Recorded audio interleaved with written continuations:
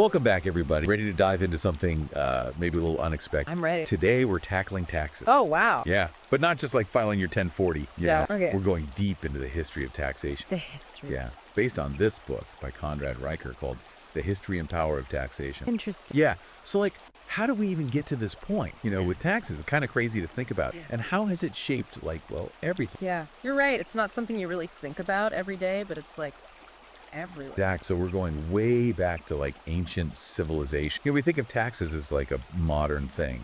But Riker says no way. It's been around forever. Really? Oh yeah. Like the Sumerians had this whole system of tributes and levies on crops Wow. to like fund their rulers and build stuff like pyramids and cities. Wild. So they were basically paying taxes to build the pyramid. Pretty much. I mean, it wasn't called that back then, but you know, Yeah. same idea. That's amazing. I never thought about it like that. Right. It really puts things into perspective. It does. Okay, so we've got ancient civilizations laying the groundwork. Right. But here's where it gets interesting. Religion gets involved. Religion. Yeah. Riker talks about this idea of tithing. Like giving to the church. Exact. Donating a portion of your income. It's not just Christianity either. It's in Islam too. They call it zakat. Oh, right. Zakat. And Riker's point is that this like religiously motivated giving, it kind of shaped how we think about taxes today. Interesting. Like the idea that we should contribute to the common good I see. or to some higher authority. Yeah, It's a pretty powerful connection when you think about it. it is. But okay, let's face it, no talk about taxes is complete without mentioning war. Oh, of course. War has always driven taxes, right? Well, It's expensive. Yeah,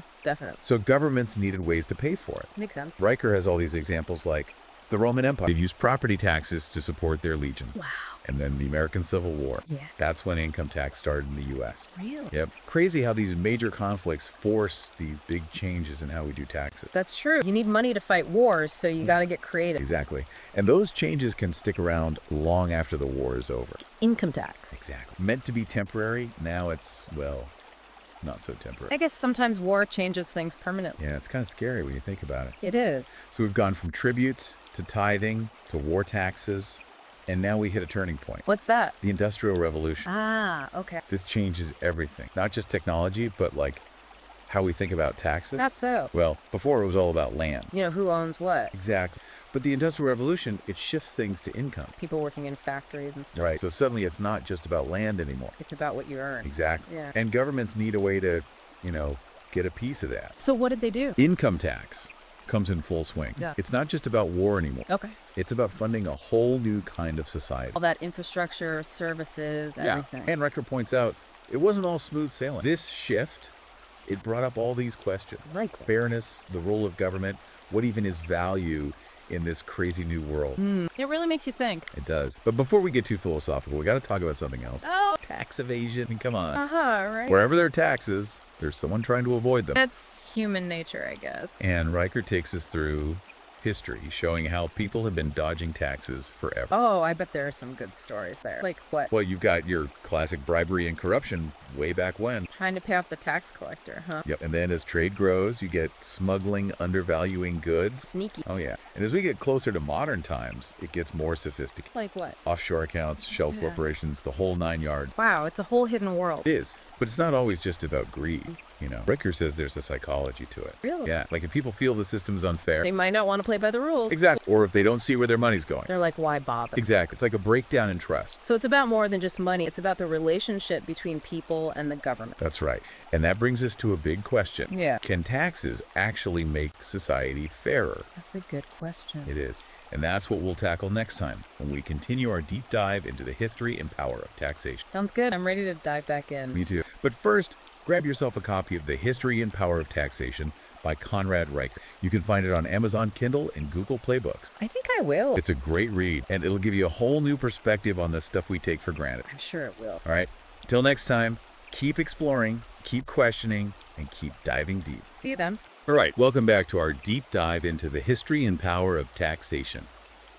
Last time we were talking about whether taxes can make a society fairer. Yeah, a big question for sure. And one way people have tried to do that is through progressive taxation. Right, where the more you earn, the higher percentage you pay. Exactly. So like the rich folks, shoulder more of the burden. The idea being they can afford to. Right. But it's controversial. Oh, yeah, definitely. Some people say it discourages people from working hard or investing. Yeah, like why bother earning more if the government's just going to take it? Right. It's a tough balance, isn't it? It is. Individual freedom versus the good of everyone. And Riker lays out both sides really well, I think. He does. He doesn't push one way or the other. Just gives you the facts and lets you think for yourself. Which is how it should be. Okay, so progressive taxation's one way to tackle inequality. What else have people tried? Well, there's wealth taxes, for example. So instead of taxing income, you tax the wealth itself. Right, like property or investment. Makes sense if you're trying to close the gap between rich and poor. That's the idea, but it's not that simple. Oh, I bet. It can be really hard to implement fairly. And sometimes it just drives wealthy people to move their money elsewhere. Like to places with lower taxes. Exactly. It's like trying to squeeze a balloon. You push down on one side, it just pops up somewhere else. So it's a constant battle to find the right balance. It is. You want a system that's fair, but you don't want to kill the economy in the process. And then things get even more complicated when you factor in globalization. Ah, yes, the whole world of international taxation. Which honestly makes my head spin a little. I get it. It can be a bit of a maze. Like, how do you even figure out who gets to tax what when businesses operate in multiple countries? It's a major challenge, and one of the biggest issues is double taxation.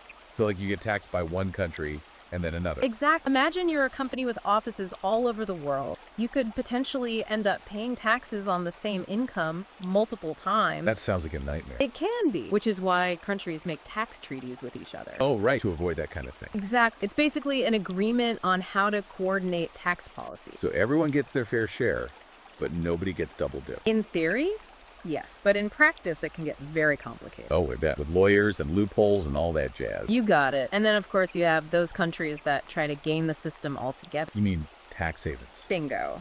Those places with super low taxes that attract corporations and wealthy individuals. So basically a way for the rich to avoid paying their fair share. It's a bit more nuanced than that, but yeah, it raises a lot of ethical questions about fairness and global responsibility. Because if everyone just takes their money to the lowest tax place, then nobody's contributing to the things we need. Exactly. It undermines the whole idea of a social contract, and it's a problem that's becoming increasingly difficult to ignore. So it's not just about what happens within a country's borders anymore. Taxes are a global issue. Very much so. And this global aspect is only going to get more important as technology keeps changing how we work and earn money. Which brings us to the big question. How do we tax the digital economy? The million-dollar question. We'll tackle that next time as we wrap up our deep dive into the history and power of taxation. Welcome back, everybody. It's the final part of our deep dive into the history and power of taxation. Last time we left off with this big question. How do you tax the digital economy? Exactly. Like a whole new world out there with online businesses and crypto and everything. It is, and it's changing so fast. But Riker makes this interesting point. What's that? He says the core challenges of taxation, they haven't really changed that much throughout history. Really? Even with all this new tech? Yeah, think about it. Whether it's a Roman merchant selling spices on the Silk Road or a tech giant operating in the cloud, a lot of the same problems come up. Like what? Well, jurisdiction for one.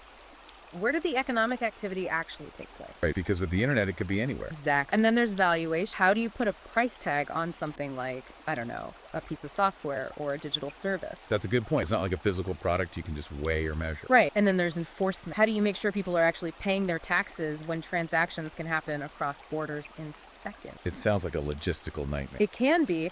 But the point is, these are all age-old problems, just dressed up in new clothes. We can learn from how these problems were dealt with in the past. Exactly. That's why history is so important. It gives us a roadmap, even if the terrain is a little different. So what are some of the specific challenges when it comes to taxing the digital economy? Well, one of the biggest is that it's so easy for digital businesses to move their profits around. Like to countries with lower taxes. Exactly. So you could have a company based in one country, but most of its revenue comes from customers in other countries.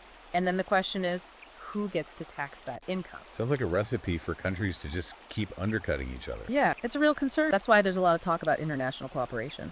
So countries working together to come up with fair rules. Right. Like the OECD, they're trying to develop a global framework for taxing the digital economy. But it's slow going. A lot of different interests at play. It's like trying to herd cats, probably. Pretty much. And then on top of all that, you've got automation to think about. Oh, yeah. Robots and AI taking over jobs. What does that mean for taxes? It's a big question. If you have fewer people working traditional jobs, you have a smaller tax base. So less money for the government to do what it needs to do. Right. So people are talking about different solutions. Like what? Well, some people say we should tax robots. Tax the robot. Yeah, the idea being that if robots are taking jobs, they should contribute to the system too. Interesting. What else? Another idea is universal basic income. So everyone gets a guaranteed income, regardless of whether they work or not. Exactly. And that would be funded through taxes, of course. Makes sense. I guess the whole concept of work is changing, so maybe we need to rethink how we fund things. Exactly. And this is where Riker's book really leaves us with a lot to think about. He doesn't give us all the answers. But he makes you ask the right question. Exactly. And at the end of the day, taxes are about more than just money. It's about values. Yeah, it's about how we want society to work, how we want to share the burdens and the benefits, and those are conversations we all need to be part of. Absolutely. Well, that brings us to the end of our deep dive into the history and power of taxation. It's been a wild ride. It has. I feel like I've learned so much. Me too. And if you're intrigued by all this and want to learn more, be sure to check out the book. It's called The History and Power of Taxation by Conrad Riker. You can find it on Amazon Kindle and Google Play Books. Highly recommend it. It'll change the way you think about taxes. All right, everyone, that's it for today. Until next time, keep exploring, keep questioning, and keep diving deep.